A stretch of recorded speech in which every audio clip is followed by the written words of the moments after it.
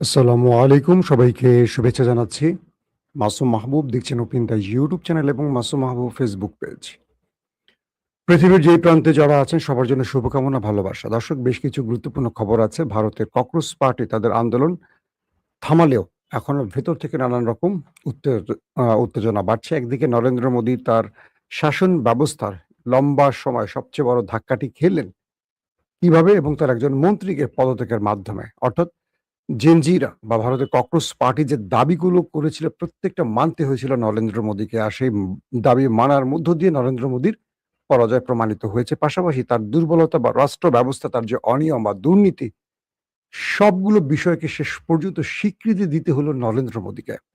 অন্যদিকে সৌদি আরবে ভয়াবহ হামলা চালিয়েছে ইয়েমেন। যদিও সৌদি আরব ইয়েমেনের উপর হামলা করার পর ইয়েমেন ড্রোন এবং মিসাইলের ঝাঁক পাঠিয়ে পুরো সৌদি আরবের দুটো তেল ক্ষেত্রকে পুরোপুরি আগুন জ্বালিয়ে শেষ করে দিয়েছে। পাশাপাশি সৌদি আরবের জন্য তেল রপ্তানি এখন প্রায় বন্ধ করে দিচ্ছে বাবুল মান্দাব এবং হরমুজের মাধ্যমে দুটো দেশ, ইরান ও ইয়েমেনের হুতিরা। পাশাপাশি গত রাতে একটা ভয়াবহ হামলার পরিকল্পনা নিয়েছিলেন মিস্টার ডোনাল্ড ট্রাম্প। হঠাৎ করে কোন ভয়ে বা কোন কারণে সেই হামলা থেকে পিছু হটলেন ট্রাম্প? পাশাপাশি যুদ্ধবিরতির আবারও আলোচনা শুরু হয়েছে। যে তথ্যটি কালকে দিয়েছিলাম, আজকে সেটার সত্যতা প্রমাণ পাওয়া যাচ্ছে। অর্থাৎ ইরান এবং আমেরিকার মধ্যে আবারও আলোচনার সূত্রগুলো দ্বার খুলে দিচ্ছে। চলুন এই বিষয়গুলো আজকের লাইভে আপনাদের একটা একটা করে জানাবার চেষ্টা করব। আজকে ভারতের তথ্য বেশি দিতে চাই না, কারণ ভারতের ককরোচ পার্টি শিক্ষামন্ত্রী ধর্মেন্দ্র প্রধানের পদত্যাগের মাধ্যমে তাদের আন্দোলনকে আপাতত স্টপ করেছে। তারা বলেছে যে আমরা বাকি যে শর্তগুলো দিয়েছি সেগুলোর দিকে লক্ষ্য রাখছি। যে সেগুলো নরেন্দ্র মোদী সরকার মানছে নাকি নাটক করছে আমাদের সাথে। যদি নাটক করে ফের আমরা রাস্তায় নামবো। পাশাপাশি রাষ্ট্রের ভেতরে যতগুলো অনিয়ম আছে সে অনিয়মগুলো দ্রুত দূর করতে হবে। নরেন্দ্র মোদী তার যতগুলো বিষয় তিনি ধরেছিলেন প্রত্যেকটা আন্দোলনের জন্য মানতে হয়েছে, কারণ তার কাছে ইন্টেলিজেন্স তথ্য ছিল সরকার পতনের আন্দোলন আসছিল শীঘ্রই।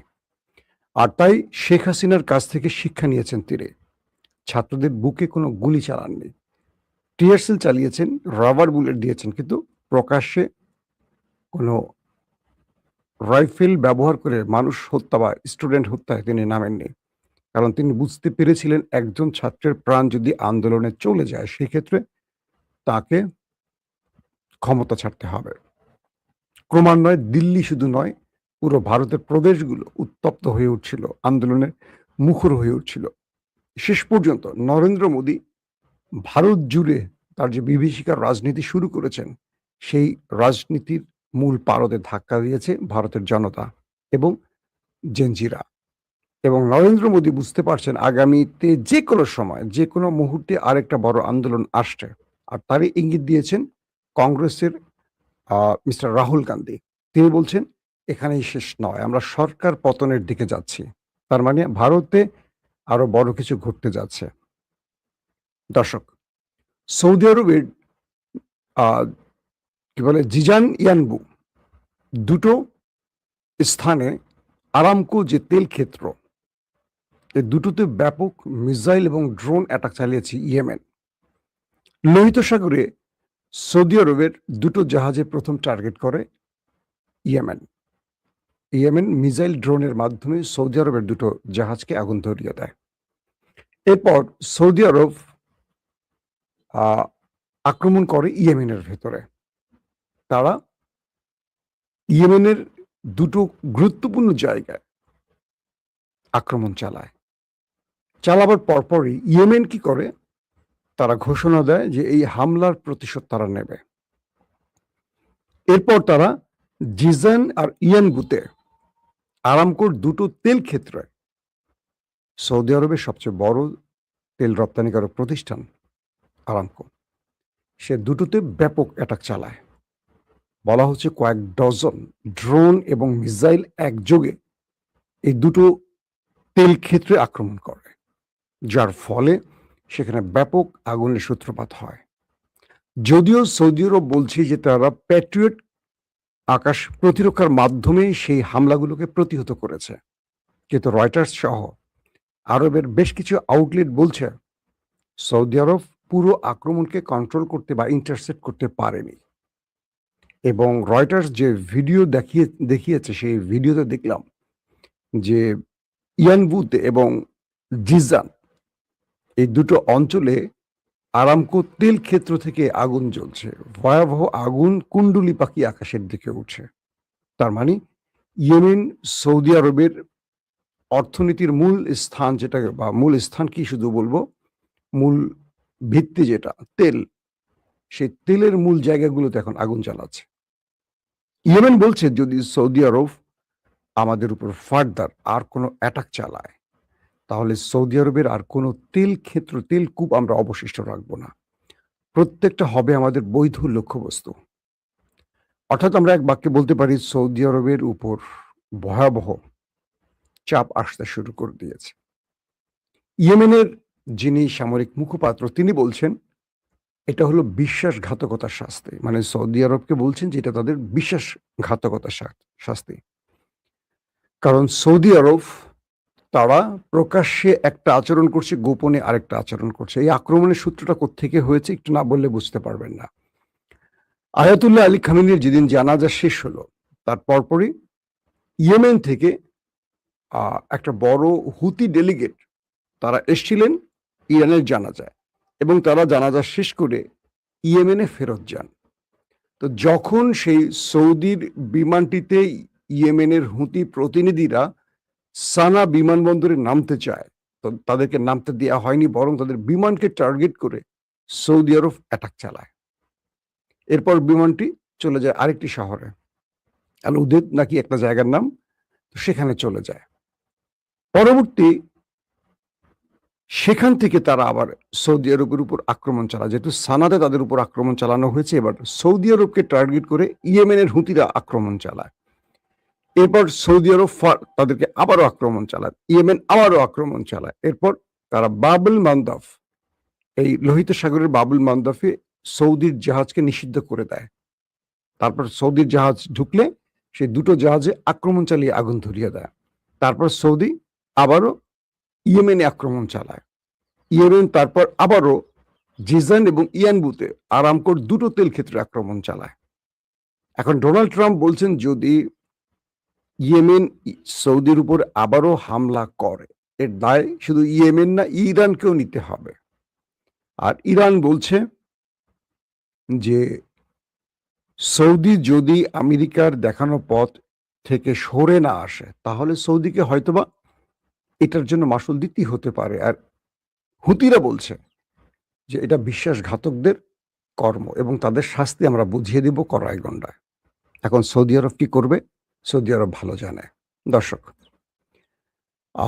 সবচেয়ে বড় ইন্টারেস্টিং খবর হলো লম্বা 13 দিন যুদ্ধের পর কালকে কোনো অ্যাটাক করেনি আমেরিকা। কেন অ্যাটাক করেনি আমরা কিছু তথ্য জেনে আসি। বলা হচ্ছে 2 সপ্তাহ ধরে একটানা বোমা বর্ষণের পর ইরান টানা তৃতীয় রাত কোনো মার্কিন বিমান হামলা ছাড়াই পার করেছে।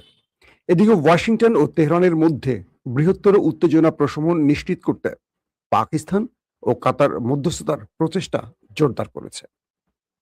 আগের রাতেও কোনো ঘোষিত হামলা ছাড়াই অতিবাহিত হওয়ার পর রোববার ভোর পর্যন্ত ইরান জুড়ে কোনো বিস্ফোরণ বা বিমান হামলার খবর পাওয়া যায়নি।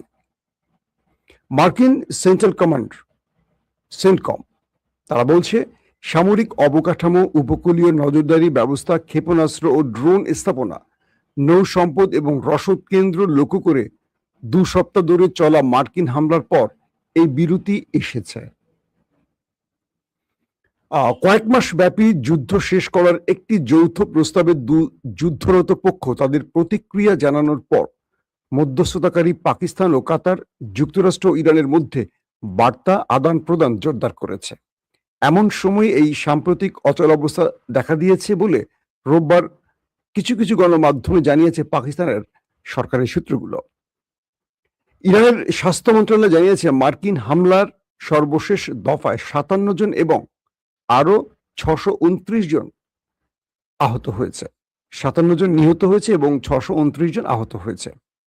এই সপ্তাহ শুরুতে ইসলামাবাদ ও দোহা একটি যৌথ উত্তেজনা প্রশমন সূত্র প্রস্তাব করছে এবং সংঘাতের স্থায়ী অবসানের জন্য স্থগিত আলোচনা পুনরায় শুরু করার প্রথম পদক্ষেপ হিসেবে যুক্তরাষ্ট্র ও ইরানকে তাদের ৯ জুলাই পরবর্তী অবস্থানে ফিরে আসার আহ্বান জানিয়েছে। এটা একটা ভালো বিষয়। ইরান নিশ্চিত করছে যে উত্তেজনা প্রশমনের লক্ষ্যে মধ্যস্থতাকারীদের কাছ থেকে তারা প্রস্তাব পেয়েছে এবং সেগুলো পর্যালোচনা করছে। একই সাথে গোলাগুলির বিনিময়ের মধ্যে তারা কূটনীতির প্রতি নিজেদের অঙ্গীকার ব্যক্ত করেছে। জুন মাসে কাতার ও পাকিস্তানের মধ্যস্থতায় ওয়াশিংটন ও তেহরানের একটি সমঝোতা স্মারক স্বাক্ষর করে, যাতে যুদ্ধবিরতি অন্তর্ভুক্ত ছিল। এটি সংঘাতের অবসানে একটি চূড়ান্ত চুক্তির জন্য আলোচনার পথ প্রশস্ত করেছে।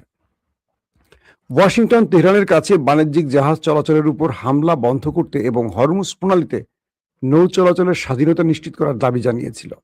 অন্যদিকে ইরান জোর দিয়ে বলেছে যে তাদের উপকূল বরাবর এই কৌশলগত জলপথে জাহাজ চলাচল তাদের নিজস্ব ব্যবস্থাপনায় পরিচালিত হবে। হরমুজের কথা বলছে। এই সিদ্ধান্তের সঙ্গে সংশ্লিষ্ট সূত্রের বরাত দিয়ে অ্যাক্সিওস জানিয়েছে শনিবার ট্রাম্প মার্কিন সামরিক বাহিনীকে ইরানের উপর নতুন হামলা না করার নির্দেশ দিয়েছে, যার ফলে প্রায় 2 সপ্তাহ ধরে চলা দৈনিক হামলার অবসান ঘটেছে। আমি একটু বুঝাই আপনাদেরকে। বিষয়টা হলো কালকে ডোনাল্ড ট্রাম্প কালকে বা পরশুদিন কাতার এবং পাকিস্তানের মাধ্যমে আবারও ইরানের কাছে বার্তা পাঠায় তারা যুদ্ধবিরতি করতে চায়। আমি আমার লাইভে আপনাদেরকে সরাসরি বলেছিলাম এই তথ্যটি। অর্থাৎ ইরানের হামলায় ব্যাপক ক্ষতিগ্রস্ত হয় আমেরিকা। তাদের ঘাঁটিগুলো মধ্যপ্রাচ্যে মোটামুটি শেষ, একেবারে একটার পর একটা ধ্বংস করে দিয়েছে। প্রচুর সেনা মারা গেছে, সামরিক অস্ত্র ধ্বংস হয়েছে, যার ফলে আমেরিকা আবার প্রস্তাব দেয়। ইরান প্রথমে রাজি হয়নি। ইরান বলছে যে না, তাদের অস্ত্র টান পড়েছে, তারা যুদ্ধে হেরে যাচ্ছে, আবারও তারা দম নেবে, এই জন্য যুদ্ধবিরতি, দম নিয়ে আবার তারা ফিরে আসবে।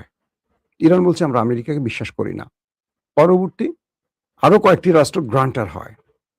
পাশাপাশি বলা হয় যে চীনও ইরানকে বলে যে দেখো আমেরিকা কি বলে বা কি বলে একটু শোনার চেষ্টা করো।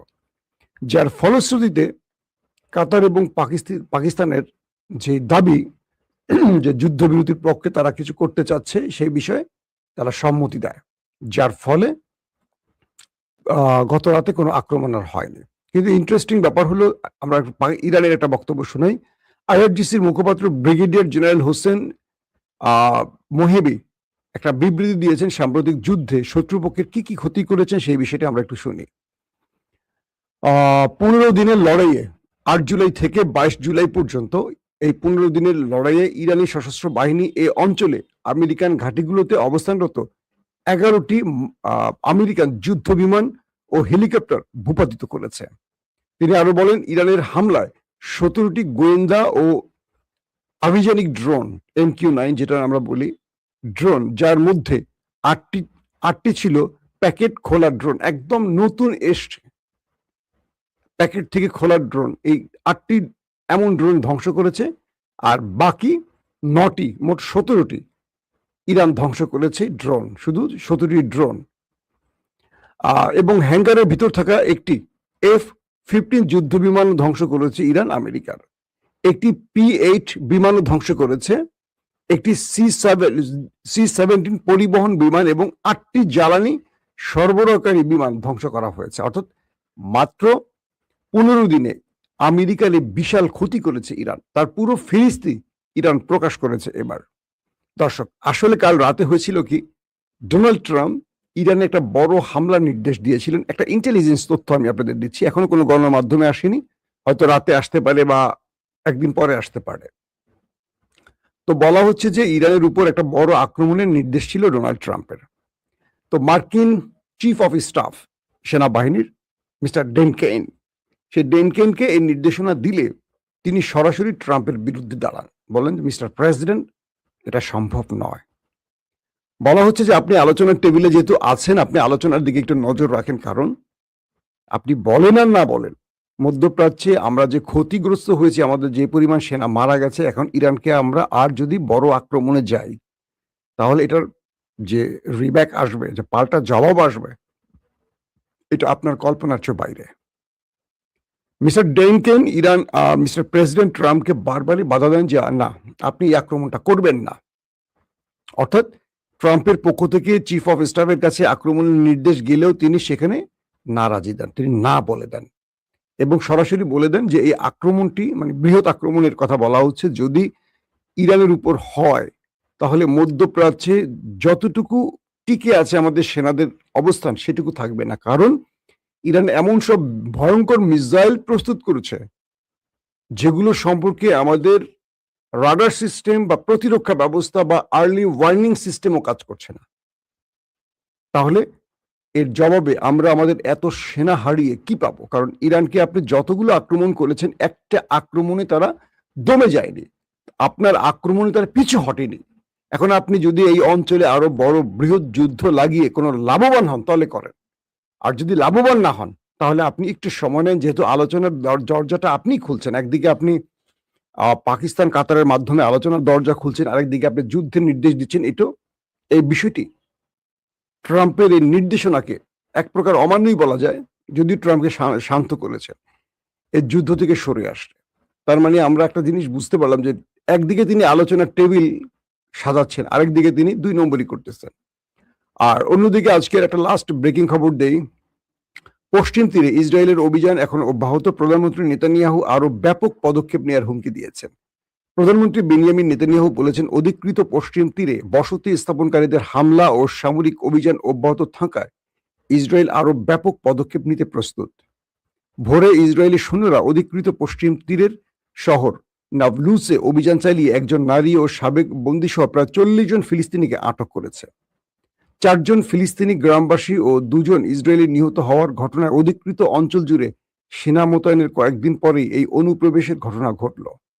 কি একটা অবস্থা! ইসরায়েল এখন পশ্চিম তীরে ঢুকে তাদের বাড়িঘর দখল করা শুরু করছে, আবার যখন ফিলিস্তিনিরা ঘুরে দাঁড়াচ্ছে তখন তাদেরকে অভিযান চালিয়ে গ্রেফতার করছে। একটু জুলুমের শেষ পর্যায়ে আছে। দর্শক, আপাতত আজকের মতো বিদায় নিতে চাই। ইনশাআল্লাহ আজ রাত আবারও আসবো 10টা-11টার দিকে, আরেকবার আসার চেষ্টা করব ইনশাআল্লাহ। সে পর্যন্ত প্রত্যেকে ভালো থাকবেন। আল্লাহ হাফেজ।